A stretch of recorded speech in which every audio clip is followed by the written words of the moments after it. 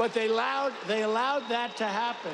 I built almost 700 miles of wall. If we didn't have the wall, we could have never done what we did. Over 700 miles, but still they came because they didn't want to finish. They didn't want to close up any gap, the gaps that we had to keep so that we could get our equipment out, so we could get through. They didn't want to put up the final stages. It would have taken 3 weeks to put up the final stages. They said, no, we don't want the wall built. And I thought they were kidding, but they weren't. They wanted open borders, and what they let into our country can never be forgotten. The last administration granted tens of thousands of job-killing tariff exemptions to your foreign competitors. So they were afraid to take down the tariffs that I imposed because it was so good for our country, so much money.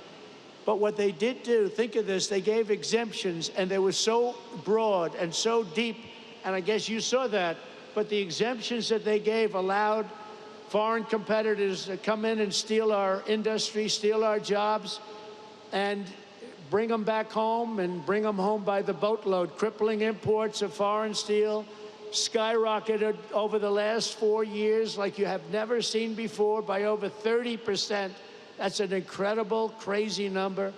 And imports of steel and rebar from Mexico exploded by more than 1,000%. We were getting our steel from Mexico. We were getting our steel from Canada. We were getting our steel from every place, but right here, it was then that we announced the crown jewel of our steel industry, U.S. Steel, was being sold into foreign hands with no protections for our great steel workers. And I said, there's no way we're going to let that happen. When I was watching over you, you don't even know it, I was watching over you. I tell you, best people. You're the best people. You built this country. You know, you people built this country. You people and others like you built this country.